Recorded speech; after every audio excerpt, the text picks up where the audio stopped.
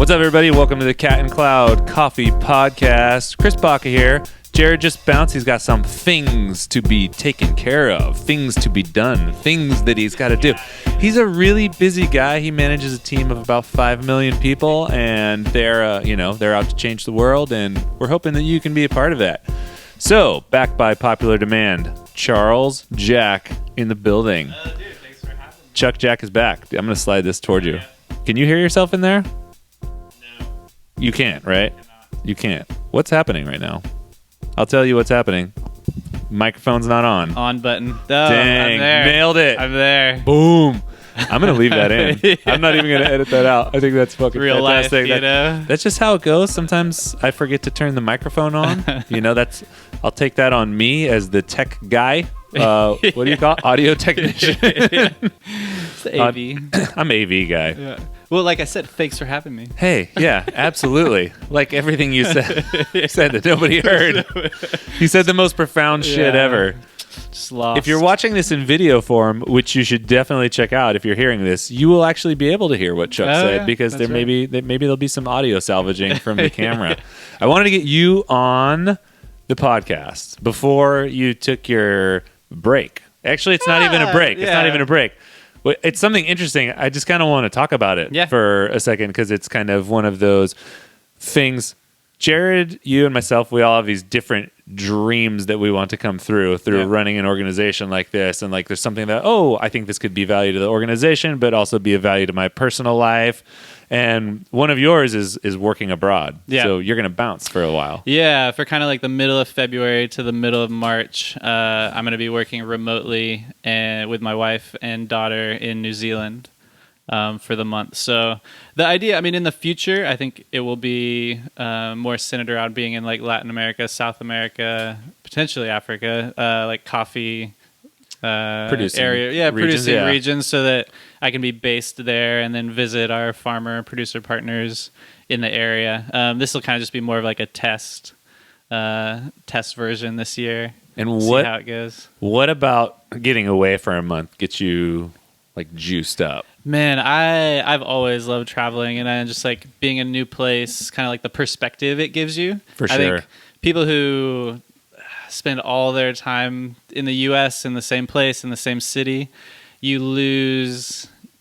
There's a vitality to being in different places and interacting with people from different backgrounds and different cultures, and it just gives you different perspectives on this crazy life. Yeah, it's almost like the more extreme example of how your brain gets wired. And you know how when people are saying like, if you want to just kind of supercharge some of your neurons, like take a different path to work in the morning. Yeah. You drive the same path every day. Maybe go a different way, go roundabout, even if it takes longer. It's like, I love it. It's so cool. You learn so much when you travel, even if you don't know it yet. Yeah. And you just come back with a different vibe. Yeah, for me, just personally, it's been really, my first big trip was I backpacked 6 weeks through China when I was in college with a friend of mine, and that was just like so eye-opening to me and character developing. And I think just like there's so much you can learn about yourself when you're in those kinds of situations. Yeah. So it's funny. It's been funny for me to find where I fit into that thing. So I'm going to be going to Origin in March. Yep.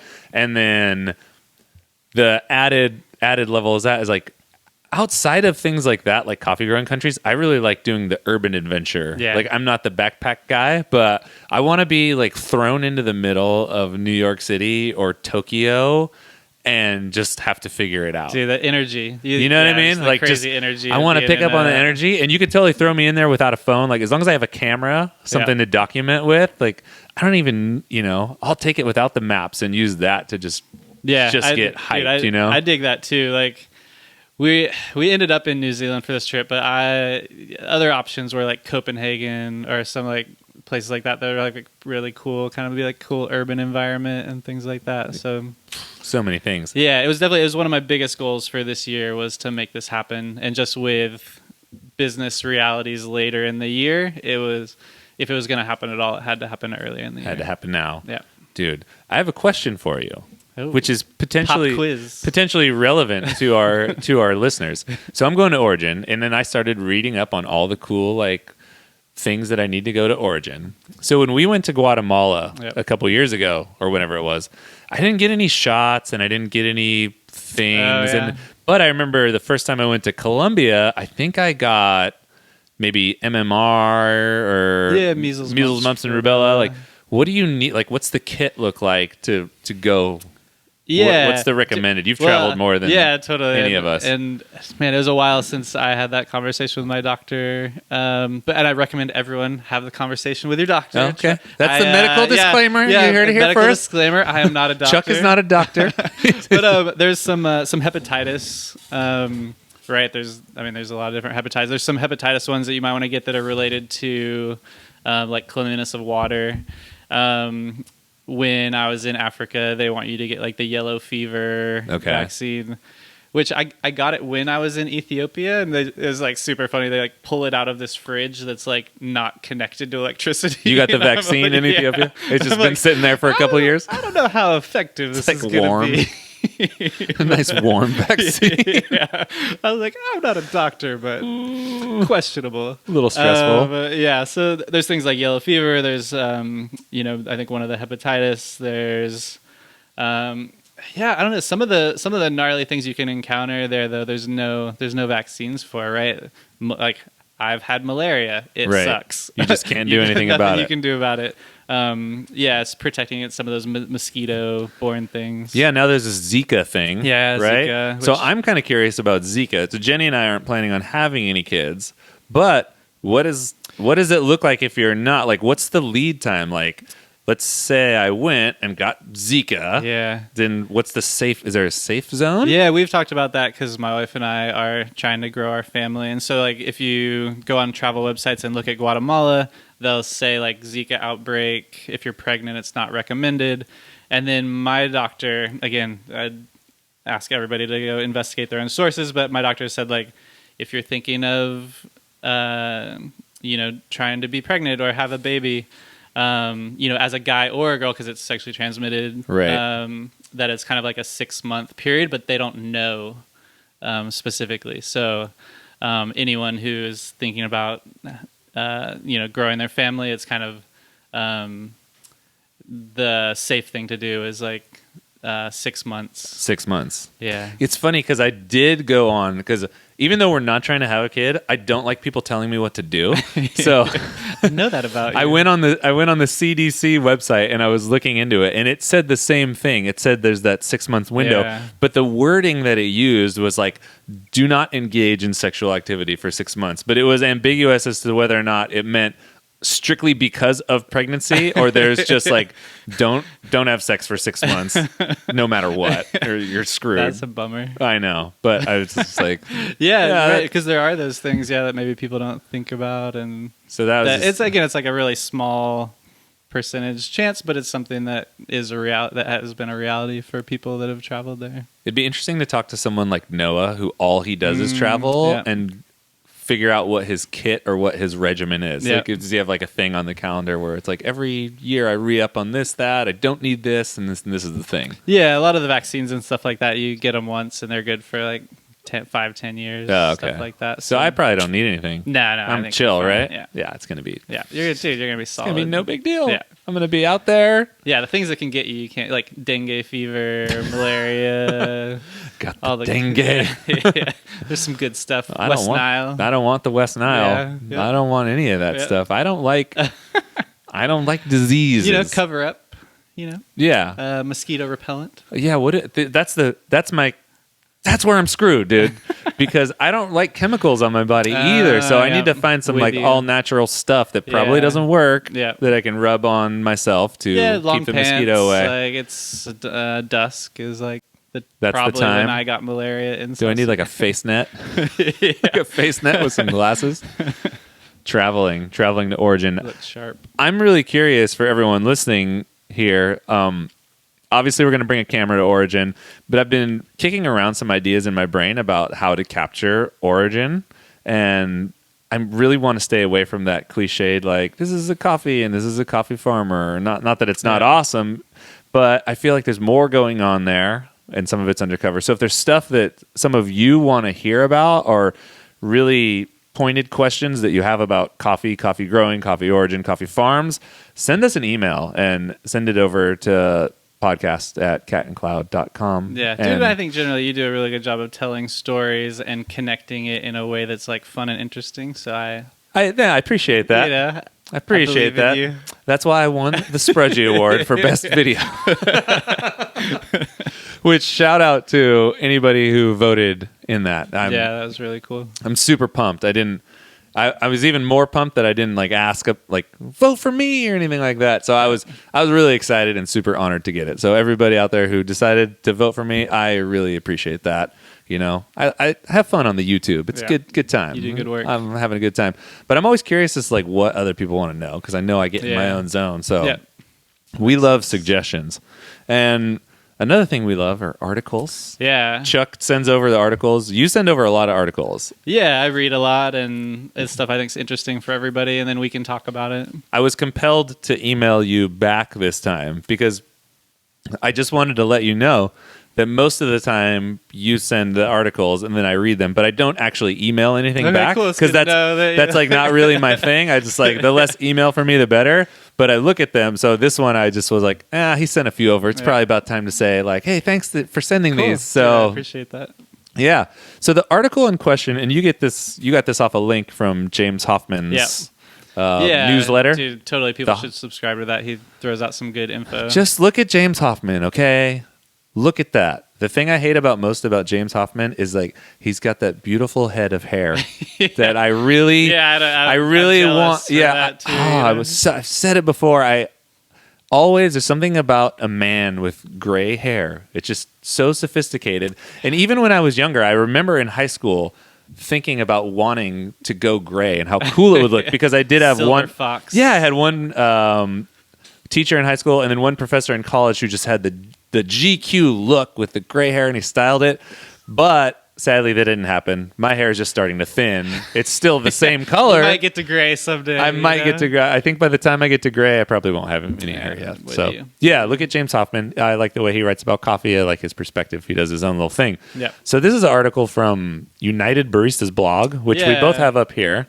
Yeah, and we were trying to. It looks like it's a kind of like a baristas organization in the UK. Somewhere. We tried to find exactly. I don't know who it is. Who wrote it, or I clicked the About tab, and then it didn't tell me who you were. Which I want to know who writes these articles. Yeah, exactly. Not just these articles, but any articles. I feel more connected to a piece of work if I know who wrote it. Yep, if I can just find them. I don't know. So this is an article about how baristas can get paid more. Yeah, the article is called "How Baristas Can Get Paid More." It talks about. Kind of really productivity issues related to cafes and the coffee business. And we can just kind of run through it. I mean, it talks about how hard people work in cafes and how, everyone... How not a lot of money they get. Yeah, there's not a lot of money to go around.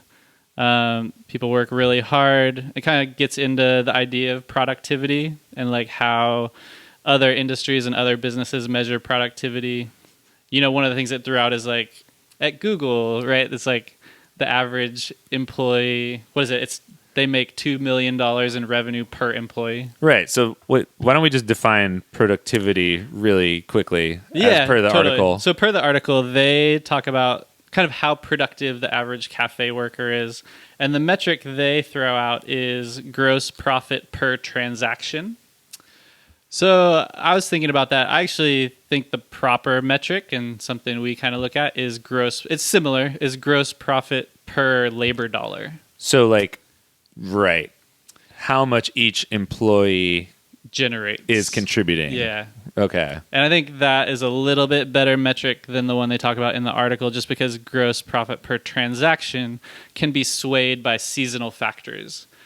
You could November versus December. For us, we sell a lot of merch and whole bean in December.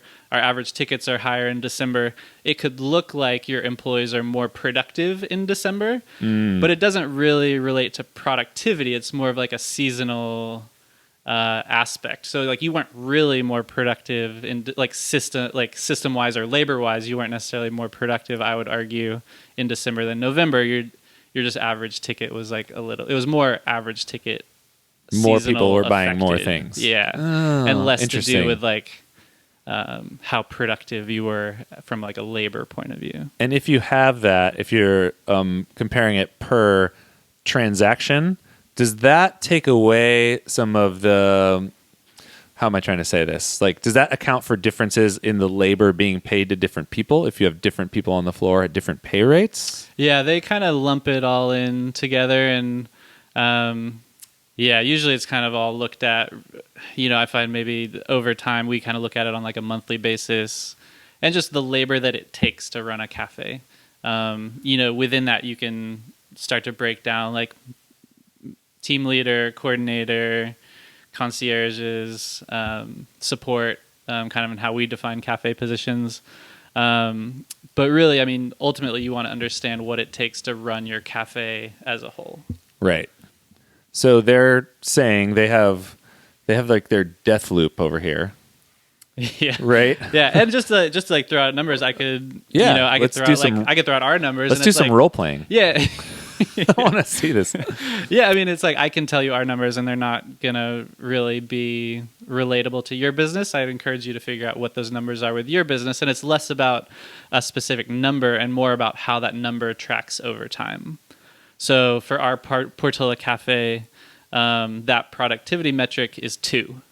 And it's roughly... For every employee, for every dollar, we're generating $2 of like gross profit, right? Of like margin contribution, profit contribution, whatever you want to call it. It's that good old 1-to-2 espresso brewing ratio. Yeah. So you can. So really, I'd encourage people to track that number over time for you, and to look at ways as you increase that number, you're becoming more productive, and as that number goes down, you're less productive.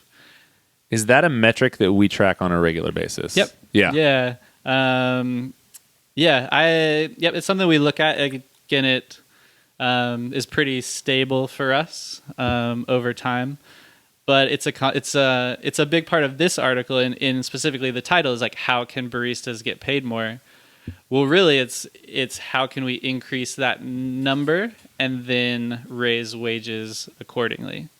Right, to make someone more productive. Because they're arguing that it's not like skill or talent that is going to make you earn more money or give you the capability to earn more money. It's being more productive. That's increasing that pull. Totally. That's like exactly what the kind of article talks about. And that's where they talk about people make more money at Google than they do in a cafe. But don't you think that there's more at stake there? Like in the sense of, it's kind of like this, all right, people pay a certain amount of money for coffee, or it's culturally acceptable to pay X amount of money or pull out X amount of money and spend it at a cafe. Yeah. To where it's, say your average ticket is $7 at the cafe that you work in. It's not as simple as being like, cool, well, let's just get everyone who comes in the door to make a $20 contribution. Yeah. Because with something like a tech company, let's say Google, you're creating new products that maybe didn't exist before. You're creating new algorithms, doing new work. Yeah. Whereas a lot of people don't hold coffee in that same value system. Yeah, totally. And I think different industries, right? I mean, it's why people get paid what they get paid. It's why people make more money in tech than they do in coffee. It's a direct result of that kind of productivity per employee. If each employee at Google is producing $2 million in revenue, it's like, and each employee, they cite in the article that like roughly in coffee, it's kind of like each employee maybe like $50,000 to $100,000. Right. So it's dwarfed in comparison. Yeah, that's just the like economic realities of the different industries. And we talked about this before in our meeting when we were kind of talking about this, is even departments within coffee companies will have different productivity. Right. So our example that we used was the roastery or wholesale department. That number is higher than in retail because you're more productive because there's less labor, really. Yeah. Like you're leveraging off kind of like the fixed assets. You're leveraging off your roaster. Generally, generally most coffee roasters aren't operating at full capacity in Correct. the roastery, right? So You don't need to add a new one if your pounds go up. yeah, exactly. Like, you're just leveraging off that roaster, the person roasting, so you can add pounds without having to increase labor in like a direct result. Yeah, and you have to add a decent amount of pounds to actually justify hiring that one other person who's going to work in the roastery to do bagging or whatever. You really just have, Yeah, so it's like kind of the wholesale plus roastery is like a more productive department, or higher productivity department, and then you can talk about something like web sales as potentially being an even higher productivity department. It could theoretically be run by one person.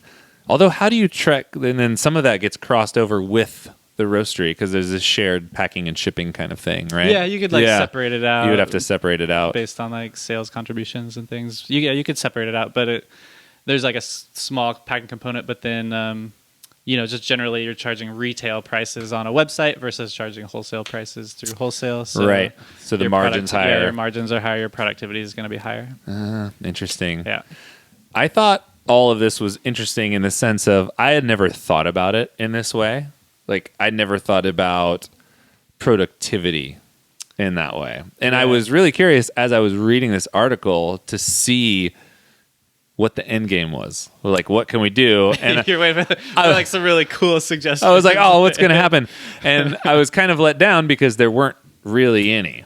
Totally. Actually, in the effort of being completely fair, there were 3. So we're going to read those right now, and I'll pull them up. Yeah, and we can talk about them because I've got some idea. Like, we can talk about like within each area. I want to hear. So their bullet points were, number 1, doing less, removing unprofitable parts of the current proposition.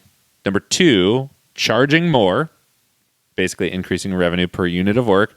And the third thing is being more efficient, which is achieving more per unit of work. So, I mean, these aren't earth-shattering ideas, but and I think that is the challenge in like a cafe environment is how do you really increase productivity? I don't think there's really been any huge probably productivity increases in the last 10 years. Right, because if you take the example of doing less, that implies that you're already running kind of a loose cafe, that you're doing extra things that you already don't need to be doing. Right. And I'm sure a lot of people are, but if I take, someone like ourselves or some of the higher, the big, well-known like specialty coffee companies that you think of and look up to, there's probably not a ton of unnecessary work on the cafe floor itself. I would argue that there is a fuckload of unnecessary work probably going on behind the scenes. Yeah. And I'd kind of lump the like doing less and being more efficient together because what that looks like to me is automation. And I've talked to some people who run restaurants, and this whole idea of like, you may see it more and more as like ordering from a tablet and checking out on a tablet. And I was talking to somebody that's like reduced like 2 or 3 positions. Like I went shifts. to a ramen place like that in LA. Yeah. You walk through the corridor, you wait in line, and there's 3 or 4 iPads, and you just customize what you want. You sit down, and then they bring it to you. Yeah. So that's making the restaurant more productive, and hopefully some of that is being passed on to the employees. Hopefully. Right? And that would be the goal, right? That would be the goal. You just need a certain amount of money as a business owner that you're striving to make. And I mean, at least how we think about it is that additional money beyond that can be invested into your people. Yeah, that's an interesting point. I mean, automation's like the big mover because if you think about just being more efficient in the more traditional sense, let's say, you have X amount of drinks per minute that you have to get out. If you increase that by 1 or 2, you increase your speed. That doesn't necessarily guarantee that you're going to increase your profitability. Right. The idea is that like over time people would see like, oh, these people are faster and more people start to come, but I don't think that's always necessarily true. Yeah. And with this, I always think about if you read Barista Hustle and Matt Perger, this is where I want Matt Perger to open a cafe that's like the most automated cafe. Just robot city. Come on, Matt. Let's see what you got, dude. I want to see. Matt, yeah, just like what are you waiting for, Matt? Yeah, right. Because if you read Barista Hustle, he talks a lot about automation and things like that. So, I'm like joking, but I would like to see, right? What does the productivity look like in a really automated cafe? And I imagine you'd have less people working there, but hopefully those people could make more money, Hopefully. right? Yeah. That's the problem with the cafe. And that's like one of the biggest problems with, I don't even. I was going to get into the minimum wage next. Oh, you're going to get, yeah, you go there, then I'll go where I was going to go. Because, that's something that we're going to see in California and other states in the country where, probably when we were working in coffee in like 2010, 11, 12, maybe the minimum wage was like $9. I think I made $9 an hour at Ritual. Right. When I started. And starting just, a few weeks ago, it's up to $11 here with the goal over the next 3 years, I think, of minimum wage getting to $15 in California. But if you think of like, there's a minimum amount of money that we or any cafe business needs to run, as wages increase, we still really have the same metrics that we need to hit. I guess all else equal, you could talk about raising prices and things like that, and that may happen. But all else equal, as the minimum wage goes up, what does it take? What do you do? Like, I envision a future probably in California where there are less people working in cafes. Do you have a quick off the top of your head metric for what it looks like if you were going to go the route of, let's say, increasing the cost, like you were going to do a price raise to offset, like going from where we are now to that $15 an hour minimum wage? So those are like the options, right? Is to basically increase your labor costs and to increase your prices. What is that? Which can be tough. Like right? How much do you think that is? If you think about labor going from $10 to $15, that's like almost like a 50% increase. Maybe all the costs don't transfer exactly. So just rough, say it's 50% increase in labor in your cafe. So you would do somewhat of the equivalent raise in price? Would it have to be? It wouldn't have to be that aggressive, right? If you think of like your, some labor metrics, say they're like 25% of sales. Okay. Right, and that doubles, and I don't know if I can do the math in my head, but I don't think it's a straight equivalent big of an increase in price. But maybe it's 10 to 20 to 25%, and that's a lot, right? And then just straight economics is like, as you raise the price, people buy less. So when you say that there's a possibility to see the trend of less people working in cafes, what do you think that looks like? What do you? I think that if that continues to go, I think the first thing that'll start to die is the by the cup brewing methods that take a lot of labor. I feel like that's the easiest place to kind of trim the fat of the cafe. I also see, which we're seeing already. We're seeing already just out of trending. I don't know if it has to do with money though. Do you think? Really, I guess you guys are citing that article from like the New York Times, and I thought like a funny thing in that article is that it cites Stumptown and Intelligentsia, which are now run by like huge corporations, right? Which are probably looking at it from like a money point of view. Or like, this is freaking ridiculous. Yeah. Why would we do this? Yeah. It doesn't make any sense. I feel like that's probably just more a product of like them being owned by JAB, like Pete's, right. and shout out to JAB Holding Company, everybody. Your number one coffee provider. Yeah, totally. They're probably number two. Right? We own like specialty. Panera Bread, Dunkin' Donuts, Pete's, all that stuff is all owned Green by Mountain. Green Mountain. So Stumptown and Intelli. Pretty sick. Yeah. So that's the first thing that comes to mind. Is that the second thing that comes to mind, which doesn't have anything to do with shaving labor necessarily. It's almost the opposite, which is just reinventing what your business is and kind of leaning towards that Australian style of cafe to where it's like, they're not coffee shops. They're fucking restaurants. Yeah, totally. They're like, and you will be, if you're passionate about coffee at some point, you might have to be a restaurant that also has really epic coffee. Yeah, that's a good point. That you kind of see a change in the business model overall as labor increases. That you see more cafe style places. I feel like that's what people like G&B are doing, and that's why they did that. And they're not passionate about their food, but they're just like, oh man, in this market, this is what we need to survive in the long term. So we're just going to get going on it and see what happens. Because there's only, without a ton of automation, there's only so much you can remove. Yeah, exactly. You see kind of what, right? Anyone who works in a cafe or owns a cafe, There's like some pretty basic functions that have to be covered throughout Right. the day to provide like a cool experience for Yeah. everyone. And there's only like so many limits to like how many people you can run with that and still cover like rushes and good customer service and things like that. The other interesting thing, which I have not seen a good example of this yet, and I'm not sure if this will ever actually happen or if I just want it to be true because this is what I want to do, which is to have something that's supported by a completely other product altogether, and you have these community hubs. So like the Benny Gold store in San Francisco, he does coffee by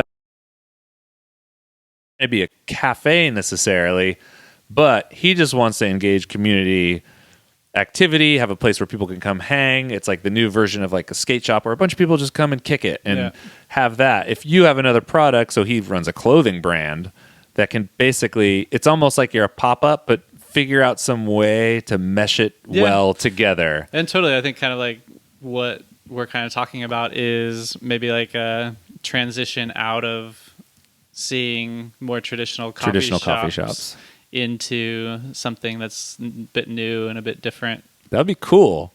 I mean, Yeah. I would love to see it go that way, and then the complete other way where like that Italian style where you just have a coffee bar. Just a bar. I don't think the US will go for that with just like 3 things on the menu. But I think you bring up a good point, and it's like a cool opportunity to see somebody really creative and with like a really cool vision to see what they can take a traditional coffee shop model and turn it into in the future to make it work. Yeah, that's a challenge for everyone. I want to do it. I want to like, it's hard in the area where retail sucks right now. It's just hard to be in retail. Not even just in the coffee sense. It's just with so much, direct to consumer. Yeah, for sure. Experiential retail is doing better than experiential retail clothing, is for sure Amazonified things. And if you can figure out a way to mash that up, and we're moving next door, so I experienced this the other week, but I was like, dude, I'm sure they do a ton of online business, but IKEA. Like we went to IKEA. IKEA is packed full of people who buy all kinds of crazy shit when they leave. And it's experiential retail. Like you can go, you have that interaction, you see all the bedrooms like laid out perfectly, and this is what your office could look like. At the same time, you can get a hot dog and a churro, and people like are bringing their families, like and they're like hanging out. Family day at IKEA. Yeah, it's crazy. And I'm not saying that's the perfect example, but there are examples of that working and working on a pretty big scale. And a lot of people shop IKEA because if you've ever tried to buy something online from IKEA, you know that the shipping is ridiculous. Yeah. It's out of control. So people near those hubs go. So I don't know. I don't have like that mass IKEA appeal, but I do want there to be something like that. Yeah, because I mean that's maybe like the path forward for higher wages is some kind of like more developed concept. Maybe. It's scary. It's like people are like, I want to be a barista forever. And it's like, well, the economics suggest that you actually can't. Because right? Yeah, I mean, if you're digging into it, really, like a career barista in California, that means making like $60,000 a year. Yeah, and that's where I think in coffee, this is kind of another thing that potentially to talk about is that's why I kind of feel like our company will always be growing, because if you think of the people who just work at a place that just has one shop, those economics become even harder for them. Because they're fixed. Yeah. There's never that opening up. Yeah. With consistent growth, there's opportunity for people more to opportunity. move into new positions, and you're creating more value, and there's more resources to go around. But for people who work at a place where there's just one shop, I think it's harder and harder to stay there over like a longer period, because how are they really going to increase productivity that much to pay people more? And if there's no growth outside of that one shop, I think that's why you see a lot of turnover in like one shop businesses. For sure. Right? It's just part of the game. Yeah. Unintentionally. Yeah. The other way that you could, this is getting outside of the economics of the cafe and outside of retail too, if you're a company, is to offer something that's almost like a passive income, some sort of informational product, like Website Plus, like which you've got is a very productive business, right? So you've got web sales that can bolster your in-store sales. You need to have a strong brand for that. But if you have some sort of information you can sell, and and I think we want to do that. We want to go there. I think it's a huge opportunity, and I totally believe in the stuff that we do, and I feel like what we know and what we're learning shows me that we have the opportunity to help other people. Yeah. And I think that's awesome to be able to affect more people than just your cafe employees. Like, I love the people that work for us and being able to see them stoked to come to work every day. But I've always been motivated by feeling like I'm part of something that's like a bigger cultural movement. Yeah, that's a big pillar we talk about. It was even in orientation in like some of the earlier versions, is just having that impact on the industry overall. Yeah. And like that being a passion for us. It's a big thing. So I think that's a way that you can move. Yeah, right, because you're leveraging like a fixed amount of work over like kind of ongoing sales. Yeah. Right, in that way. Yeah, it's kind of insane. I don't even know what to think about it. I don't know what to think. Are you getting ready for your meeting? You got more notes. Yeah, I made some notes before, so I was just making sure we kind of went over everything. Chuck's got a very important meeting in a second with Jared also. Talk about that productivity ratio. Yeah, no, the only other thing that I realized in here is like if you another example of like increasing productivity is like think about why Starbucks wants people to order, like to do mobile ordering. Right? Because that eliminates essentially the reg op. Right. It's like a different version of that paying with a tablet. Yeah. You just do it in your car while you're crashing into someone else instead of doing it there. Right. So it's like at these bigger corporations, it's like for sure there's people thinking about that and pushing that because that's reducing their labor. People are ordering directly online. Like I think I read something about like a new Dunkin' Donuts store where Dunkin' Donuts is the second largest coffee chain behind Starbucks, I think. Wow. I think they have like 22% of the market. Wow. And they're dropping the donuts off the name and just coming out with like Dunkin' stores that are more coffee focused. America runs on Dunkin'. But they're doing mobile ordering where there's a dedicated drive-through lane for people who order. So there's not that weird like all those people huddling around the corner. That's how the Starbucks over here is. There's this weird pocket in the back near the bar where you pick up your mobiles, and it's just congested. Yeah, and I don't think that's a good experience. I don't think that's a good customer experience. But yeah, just like putting on your Starbucks hat, it's like they're trying to figure out how they can increase productivity. And again, it's like hopefully that increase is going to benefit the employees. I don't know.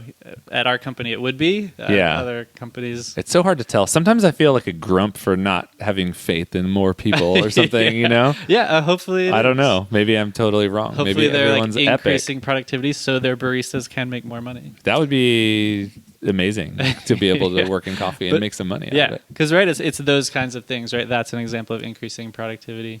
But I mean, again, like, what do you sacrifice for that, right? It's like. I don't think we will ever do that. Well, you sacrifice connection to what you're... It's like... It's almost that feeling of when I'm standing in line at a place and I'm waiting and no one said hi to me and then the phone rings there and someone answers that phone and I'm just like, I'm fucking right here, dude. You haven't said shit to me. You're talking to this person on the phone. Oh, hey, how's it going? Welcome to... blah, blah, blah. Like, can I take your order? It's like, take my order. I'm here, dude. I'm invested in your business. I like care enough to drive there. Yeah. I don't know. Yeah, for sure. It changes the vibe of the cafe. Yeah. I could see us go into mobile ordering for maybe pickup orders for the web, which I guess is already mobile. Yeah. I don't know. If that didn't make sense. Jared talks about wanting to have some kind of cafe someday that had like a drive-through. Yeah. Just to like it'll have to be somewhere else. Yeah. Not allowed in Santa Cruz. Not allowed in Santa Cruz. You have to be grandfathered into the drive-through. So maybe if we take over the building where Carl's Jr. is, we could get there's one Carl's Jr. and one Taco Bell. Yeah. Both of them are in horrible locations. Right, because that's the opportunity if you didn't sacrifice your in-cafe experience. Yeah. And you could still have like a really epic drive-through experience. But yeah, I just can't imagine. I can't imagine Cat and Cloud and the connection that people have with us when we're in there, and then having droves of people come in from outside and just like pick up their drink and leave. I think that would be harmful for our business. That's pretty like directly against what it's like not really our like thing. The pillars of our cafe. That's one of those things to where I think if we went down a road like that, what we'd probably see is like increased sales for a while, and then things would actually start to decline because no one would be connected with us as a brand at all. Yeah, because we're not that like just convenience store. Yeah, you know, that's we're more than AM/PM. Not what we want. Fuck no, dude. Hell no. Yeah, but I think that was kind of what we wanted to talk about breakdown. with the article, right? I like this. I love that we're doing an article. I'm kind of just going to put it on you that you should just keep sending these over, and whenever you send one over, we'll have it on the podcast. Yeah, because I think it's fun. Yeah, I mean, it's relevant. This is a good one, right? We talk about this with our staff. Like, how can we pay them more money? Right, in a good way, in that like it's for us to figure out, but it's for you to figure out too. Things to think about, especially if you're in leadership, like. You know, how the cafe managers have the autonomy to be flexible with their labor and their schedule. Like they need to meet these certain numbers, but if they can increase their bottom line, increase their productivity somehow, brainstorm on how to do that. You know, I think that's cool. Yeah, it's super worthwhile. It's for sure worthwhile. Yeah, and I'll just on the last thing on that is like sometimes it's so hard. I feel like talking with our managers and people in leadership who are constantly working in the business, but like trying to find setting some time, like maybe it's making a meeting with yourself. Like I do it in my schedule so that you can work on the business instead of in the business. Yeah. I do it with myself in my calendar. I'll set like a meeting with myself for something that I know I need to like schedule time for. I won't do on my own. It's hard to you can't think about that stuff when you're on the floor and put it together in a really, really meaningful way. Yeah. It's super hard. My after lunch time is my favorite thinking time. I just get like 2 hours that I'm just like, this is my thinking time. Yeah, I do a lot of driving, so yeah, I do a lot of thinking while I'm driving. Thinking's the best. I love thinking. Well, everybody, this has been Chuck edition number 2. Let us know what you want from the Chuck. He's got all the answers, and he's willing to share. So I feel like I had some other weird ass update, but I don't think I do, man. New coffees, like I don't know if you want to talk super quick about the Colombia. Yeah, plant that seed. Yeah, so we are gonna have this really exciting coffee coming on our menu. It's a really, really small lot because it was a kind of an experimental project, and we can talk about more. But it's currently an unknown variety.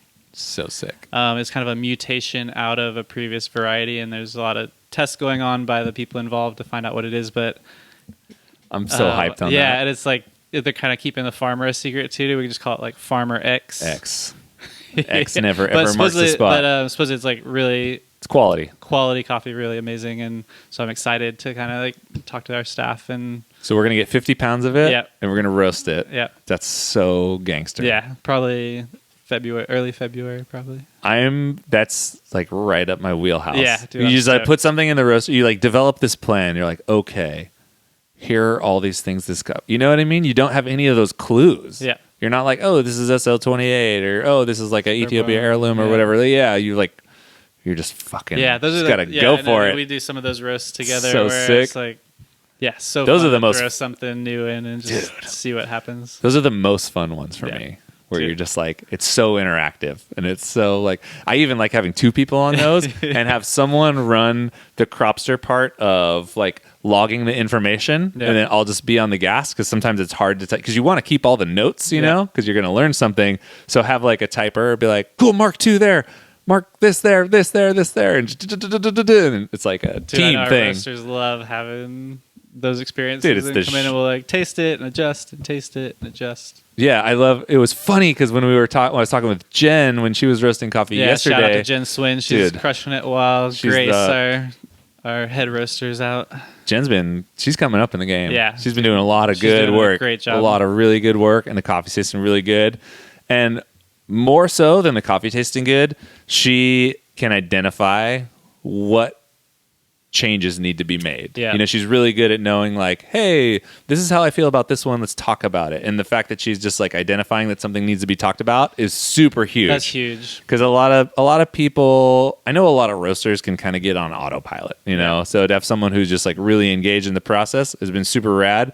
And I've been making just these little journeys just to go talk to her. Yeah. Because it's just like you just get to geek out on it, and it's super fun. But we'll chew on beans together and be like, yeah, I think this one's the one that we were on a run for production. And she's like, yeah, I agree. That one's so cool. Yeah, so, I love that part of what we get to do. Oh yeah, it's the best. It's the best. That happened to me yesterday, and then something else happened too, which was Barbara made me my little tiny Americano decaf, and I don't know what happened. It was so good. Killer. I went back in because I was tripping. She does an awesome job. Because I know what the coffee tastes like, right? So I'm like very familiar, and I was just like, "Is this decaf?" It looked like decaf, like the crema's got a certain color, and it's got the weight. And then I went back to double check, and I was like, "I think this is decaf, but I'm just making sure because this tastes really alive." Man, I really want everyone to give some more attention to decaf because people that drink decaf, I mean, they're the ones who just love coffee for how it tastes. Right? It's like they're not even people. Some people need it for the caffeine and right. It's very like caffeine driven. But people that drink decaf, they just love how they're just coffee tastes. Lovers. I drink decaf every day, and I love it. Yeah. My mom has doctor's orders, so she can only drink decaf, and she loves coffee, and she appreciates it. Yeah, and that's one of the things we good decaf. Try to focus on is really finding really good decaf coffee, and we've heard from customers that they really like. They like the decaf. I like the decaf too. It's good. Me out. And so just make sure baristas when you're there, you got to be dialing that thing in, okay? You can't. I know what you're doing. Don't neglect the decaf. You're just like not purging the grinder. You're just putting a bunch of coffee in there, and if it pulls really slow, you just pull it for 45 seconds and serve it anyway. Just don't do that. Don't do that. This is the Cat and Cloud Coffee Podcast. We're out of here. Out.